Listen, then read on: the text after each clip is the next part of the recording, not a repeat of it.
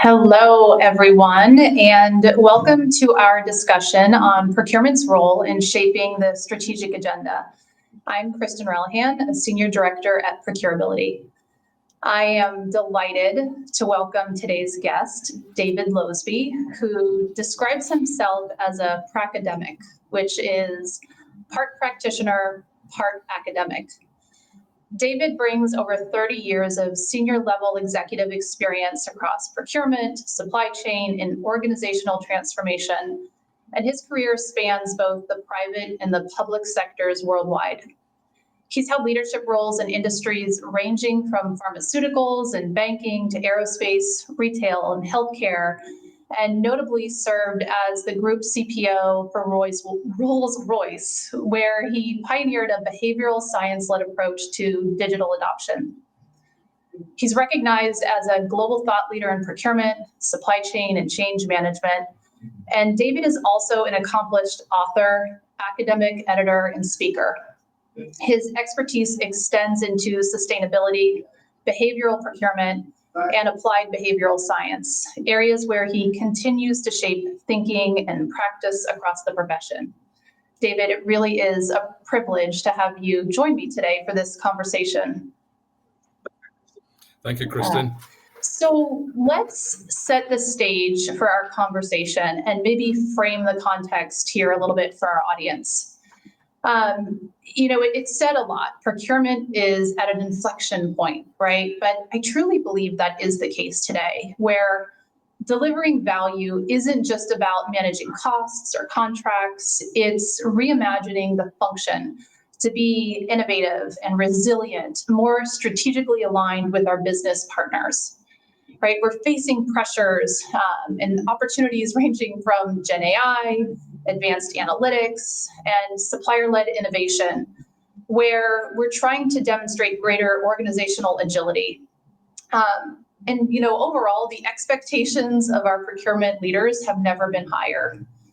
And I think that's why today's conversation that we're going to have is so important. So let's explore what's working, what isn't, and how top-performing CPOs are redefining procurement's role to drive real impact. Okay, so let's just dive right in, David. Let's establish a little bit of a foundation here. And, in your opinion, what does it really mean for procurement to innovate and elevate today? And why is that so critical now? Well, I think, Kristen, the term innovation, in a sense, can mean many things, and some people sort of have a misconception about innovation, insofar as it's some big bang thing that sort of is suddenly the new penicillin that's just been discovered. When actually, in reality, it can have many different faces and be applied to many different things, and I think that procurement, as we all know, does touch pretty much every single part of the business. So is well positioned to be able to act as that sort of, how can I put it, unique collaborator across the business, and do that horizon scanning, as well as being able to sort of then act as the bridge with the supply chain, because ultimately that's the ecosystem, in a sense, that feeds the engine room of growth within the business. Hence the reason why innovation can come from lots and lots of different places, and I think that's where procurement plays a great role then in sort of almost, I'll call it, harvesting, synthesizing, and then a phrase that I commonly use, which is making sense and translating that. And what I mean by is making sense of an opportunity to innovate and do something different, whether that's in terms of creating greater resiliency, greater opportunities, a new pipeline, a new opportunity. But I think in that sort of translation, then translating it into a way that other parts of the business or the supply chain then understand the context and the opportunity.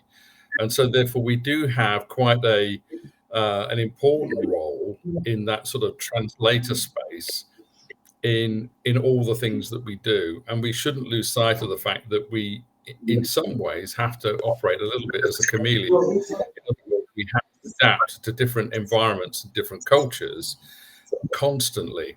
So our way of operating almost has to be in sync with whoever it is, whoever the audience is, or whoever the stakeholders are, or whatever the opportunity or issue is. We have to adapt to that particular situation. And I think that's where, for me, in a sense, the big shift has been happening for a number of years, away from this very sort of, how can I put it, almost rigid, tactical sort of procurement function that is purely there, seen to be there to sort of set the rules, set the operation, and actually just drive cost savings, and that's it. I think those days are hopefully well and truly long gone, albeit the organization will still expect us to take care of, managing costs, cash flow, working capital, all those kind of things. I'd almost say that's almost the entry ticket these days, and you just sort of accept that that's the baseline. It's from there that you then start to elevate, if you like, the next agenda and talk about all the other things that a business may need to do.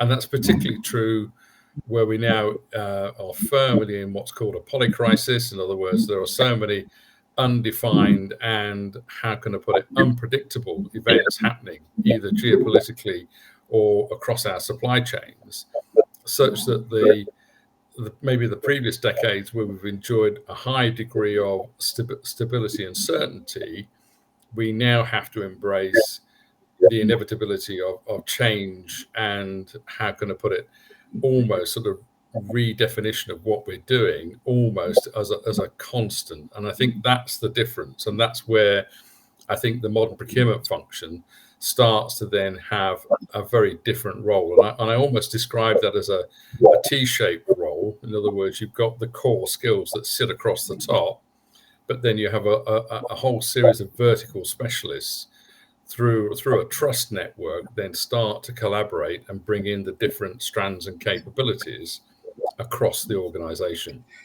One of the things that you described there earlier really resonated with me when you described, the need to be a chameleon, right? And I think a lot of that really holds true when we're, elevating that procurement function and trying to demonstrate to our business partners internally and, up through the C-suite, the importance and the strategic function that procurement can hold, because we need to be able to evolve to each of their different needs and wants, right? And kind of use our project management skills to pull it all together, to synthesize, to use your words, right? And to be able to help them to see the big picture, right? And where procurement is helping them to drive, how you can help to drive those strategic initiatives that they're seeking to achieve. So where do you see that biggest opportunity for procurement organizations to get more visibility into the boardroom or into the C-suite, so those CPOs have a true influential seat at the table? I think there's different ways in which this can be done, and again, I think that this all depends upon the culture, the sector, and a huge degree of, how can I put it, different factors. So a one-size-fits-all approach is clearly not going to work. So, but I think some of the principles will be about understanding the priorities, understanding the principles of operation, understanding the external factors, and dare I say, having a greater degree of understanding about the supply chains for which we then set up. And this is not just our tier 1 supply chain, but actually all the way through to our tier 4, tier 5 supply chain partners. And I think that one of the things that people must recognize is that invariably 70% or so of the new ideas come from the SMEs and the smaller organizations, that because they have the agility and the flexibility and less constraint, shall we say. They're not as rule bound as big organizations. So actually fostering those relationships and connecting with those SMEs and harvesting that innovation and bringing it through into the organization is particularly important. So I think taking a very different role, but sometimes I'll reflect on some of the things that I did at Rolls-Royce, which were sort of, in some cases, were not necessarily seeking permission, but almost seeking forgiveness, on the basis that you could see something needed to be done. You'd have a series of conversations with people and say, look, surely it makes sense for us to do X, Y, or Z, and then simply enact upon it. And I remember a very interesting conversation with the group CFO, where we'd had a report in place, a report format that had existed for several decades, to the best of my knowledge. And I said to somebody, I said, how many people read this report? Oh, well, not very many people at all. So I said, well, why is that then? Oh, well, it's got all the facts and figures in it and all the rest. I said, yeah, but it doesn't have any of the narrative. And the thing that was missing was the narrative. So I actually put all the figures in and facts about, the savings and the working capital. I put it in the appendices and then wrote a report that talked about, what was happening in the business. And it gave us the opportunity to, how can I put it, shine a light on things that we were doing collaboratively with other parts of the business and our supply chain partners. And it was interesting. The feedback that we then got from the business was just completely different in terms of, it was like, no, we take all that stuff you put in the appendices for granted, because we know that you guys do a good job in terms of all that what we call tactical stuff. It's that other interesting stuff that we didn't know about that's really, really interesting. So the shift was quite tectonic in terms of then the readership of the report that came out. So I think it's doing things like that just, how can I put it? It almost goes back to the critical thinking skills bit, which is, why am I producing this report? What is the purpose of this? Remove some of the biases, if you like, that are there, and start to think about, what's the reasoning for this existing? What is it? What purpose is it serving? All those kind of things. And you start to think about this in a very different way. And that's just a very simple example of the whole sort of piece of innovation. I mean, I guess the other thing as well is that, again, another example is back to Rolls-Royce. I mean, I was there during both pre and during and post COVID period. During the COVID period, we had this sort of, how can I put it, wonderful offer, if you like, from the Prime Minister of the day, Boris Johnson. And the phone call came in, and it was like, we want you to build 5,000 ventilators in 12 weeks. Oh, and by the way, you start tomorrow. Bearing in mind, we'd never built a ventilator ever in our lives. We didn't have a production line for it. We had nothing. And we had to source about 3.5 million parts in 12 weeks. So that means then you've radically and fundamentally got to do something different. So you have to innovate right from the get-go. And that is about sort of saying, right, what is it that we've got to do? What's the purpose of this mission? What's our, use the term, our North Star in this is, we collectively have to produce with our partners 5,000 ventilators for the benefit of the country. It's as simple as that. It's not complicated. So you start to take some very, very different decisions and approaches. But I think because procurement and supply chain have a very central role, we are so well positioned to do those kind of things. And I think it's grabbing those things with both hands and accepting the challenge, rather than going, oh, that's a bit risky, that's a bit difficult. Right. Well, sometimes you've got to go there, you've got to go do it, and you've got to have the adaptability and the flexibility and the agility in your mindset to be able to approach those kind of things. Well, and you had a pretty good nudge there, right? To have to be innovative and demonstrate curiosity. How do you encourage organizations, especially those that aren't in that nimble, small or startup type phase, to really embrace being curious, right? And driving innovation, both for the internal teams, and then how do you stretch beyond that to build that same mindset with your suppliers, right? Those partners that you have that can help you to collaboratively grow. How do you encourage that when you don't have that type of nudge that you were given to produce the ventilator? Well, it certainly was a nudge. Probably describe it more than that, but I think the reality is you have to go back to the fundamentals of saying, unless you have the right culture and you have sufficient degree of trust in those partnerships, those relationships, and how can I put it? You can articulate that common ground, but also, quite importantly, and it's a bit like sort of the classic structured collaboration sort of approach, there will be things that you say we don't have in common.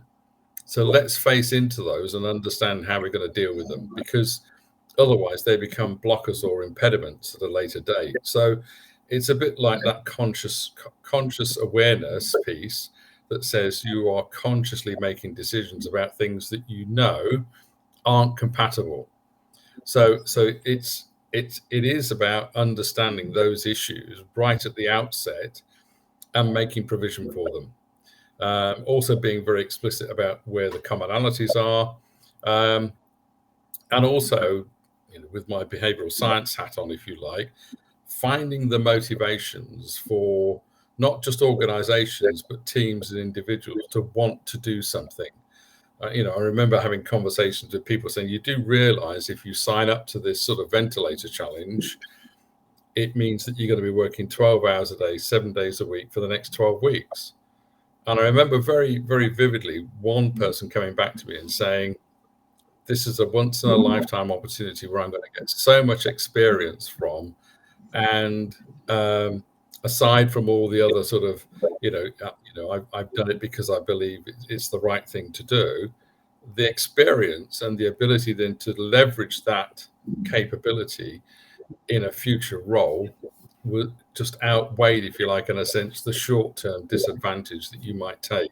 So I think it's about finding those motivations, those common grounds, and those roots, in a sense, to find a common way of moving forward, because ultimately we will not be successful in supply chain orchestration if it's purely on a control and command basis.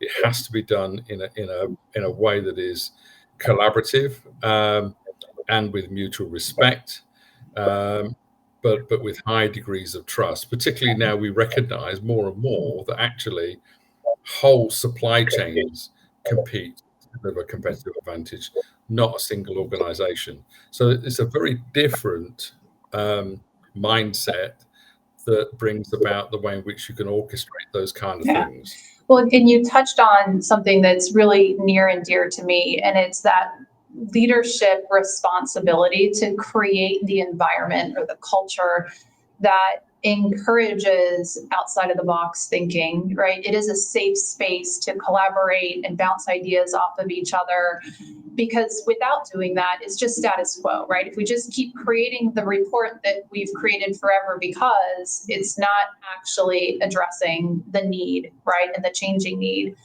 And so, in this time of us really trying to advance the procurement function and demonstrate our ability to lead change, right? How can the leaders of our procurement organizations build the agility within their teams and within themselves to try to adapt and thrive, right, in this very competitive environment, and in this environment of constant change and instability? What are some of the skills that our leaders need to be able to demonstrate in the culture they need to create to be successful? I think there are a number of factors. Some of them that instantly spring to mind are about authenticity of leadership. So being an authentic individual, I think, but also for me, in building that sort of upskilling and that capability, I think it's about then listening and understanding the individuals, listening and understanding what their motivations are, where they want to take their career. I think also having the ability to create what I call psychological safety, which is if you get something wrong, particularly when it's high pressure, there are lots of moving parts and lots of things that we've maybe even not even faced before. I think it's having the ability to say, as soon as you start to see things going off track or there's an issue, please call for help, because that's not a weakness. That's a recognition that you have identified something that's out of scope. So it's better to call that out and actually flag it, because it then means then that we can reprioritize resources or whatever else is needed to support that. So it's not a sign of weakness. Actually, it's a skill that's been identified, which is you've identified an issue and allowed us to reprioritize resources to actually address that issue. So I think this, and again, this comes back to another behavioral science skill, which is talks about what's called cognitive framing, which is if you express things in the positive as opposed to the negative, which is the classic sort of, is the glass half full or is it half empty? Utilizing that sort of language and terminology is hugely important, as well as one thing that a CEO told me many, many years ago is, don't forget, sometimes it's the really little things that make the big difference. So just a simple thank you, or well done, or thanks for staying on late, or whatever it happens to be. It may not have to be something, how can I put it, really, truly significant, but actually that's a great motivator for teams and people who are doing things usually and particularly in the current environment, in quite dynamic and quite, how can I put it, stressful environments where supply chains are really being tested. Well, and it's being seen, right? There's so much invisible work that folks do, right? And so just knowing that your leader acknowledges the effort that you're putting in and the time that you're spending, and creating that safe environment for you to work in with them and all of that trust, I think that's where we begin to build, truly exceptional teams, because we're vulnerable with each other to raise our hand when we're stuck or we've made a mistake, and we know our team is going to help us work through it. But then they also recognize the efforts that we're putting forth. I mean, that's almost all anyone can ask for in a job, to be appreciated for the work that they're doing. It really is simple, but you're right, it's quite often overlooked. It is. And it just creates a better environment for our teams to kind of grow and thrive. Yeah, and that's back to the environment and culture. The interesting thing that we've talked about here is the skills that we've talked about and the attributes are not the sort of things that are, or how can I put it, frequently, I'll call it, appear on the syllabuses of professional bodies and, dare I say, academic establishments, because they're not seen as being core. So the things around sort of, supply chain analysis, breakdown analysis, how to construct an RFP, all that kind of stuff, all those, what I would call technical skills, are the dominant skills of most, if you like, in a sense, training and development that's done formally to prepare people for the world of delivering procurement and supply chain activity. So this is quite a departure, and this is why it's so important, because it falls upon leaders, in a sense, to recognize that, and therefore do the upskilling and the reskilling, which is just as equally as important, if not more important, in the world that we're moving into, that's digital and has lots more attributes associated with artificial intelligence, GenAI, large language models, all that kind of stuff. It's equally important, not more so. Well, and kind of on that point there, discussing how do we elevate and innovate within the procurement function, I think we'd be remiss if we didn't talk a little bit about GenAI here. So, where do you see some of our top performing CPOs using those types of tools to make the greatest impact on their organization and help to accelerate their transformation? I think some of the good cases that I've seen of recent months, and I've chaired a few workshops globally with senior executives, and some of the things that have come out have been really interesting in terms of contract obligation management. So this sort of whole, you get a contract that's, thousands of clauses and, takes years to prepare and all the rest of it with lots of schedules. Guess what? Managing the obligations in that contract on both sides. So in other words, what we're obligated to do and what our contracted partners are required to do is often where lots of the value is actually left sitting on the table, or actually creates a devalue type situation whereby actually it counters the value that could be delivered.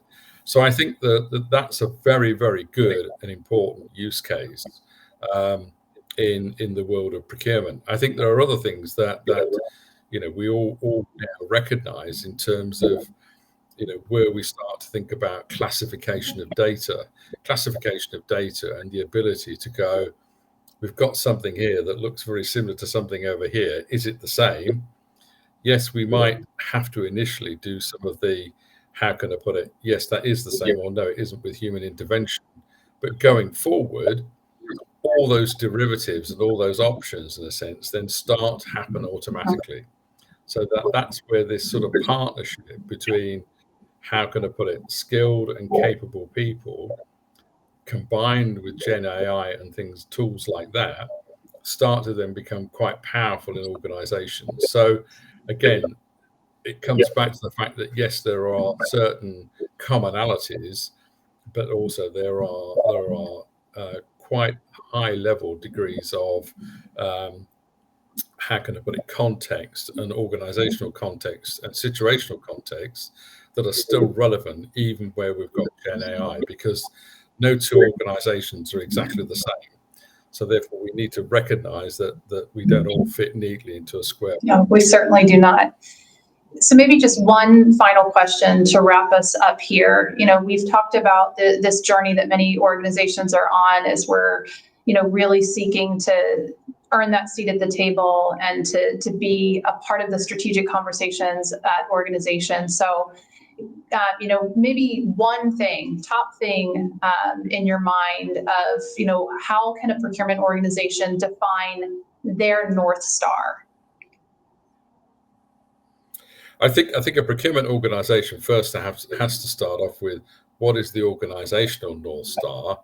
And therefore, as a consequence, what is the singular thing that we then have to do as procurement to make sure that absolutely enables that, irrespective of, if you like, all the externalities and internal mechanisms and processes. And that might even mean that as a consequence, the cascade and the flow down from that is we have to redesign and redevelop certain processes, capabilities, systems, but that's all part of the alignment piece. The whole alignment piece is about that classic pyramid, which is we've got the organizational North Star, but that then breaks down into all the functional areas, all the supply chain, etc. So it is about bringing that together as an amalgam and understanding that the diversity, if you like, in a sense, of all those different factors. Yeah, I agree. And I think, David, that is a perfect way to wrap us up here today. So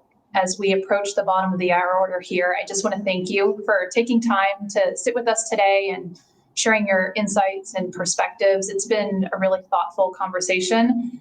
And thank you to all of the folks who joined us here live or watching this be restreamed. We really hope that you were able to grab some practical takeaways and new ideas that you can apply within your organization. So if you found today's session valuable, we would love for you to like it and share it. Continue the conversation in the comments. If you'd like to learn more or connect with us on LinkedIn, we would be happy to be able to chat with you there as well. You can click on the link that we're going to drop into the chat here to sign up for insights to be delivered straight to your inbox. So this fall, our team, like many of you, I'm sure, will be attending various industry conferences, and we would love to meet you there in person. So if you do plan on attending a conference, feel free to drop me a line. You can see on our website our full list of where our team will be under insights and industry events. So once again, David, thank you so much for joining us today and spending some time with us. And thank you to everyone for joining us. We will see you next time. Thank you. You're most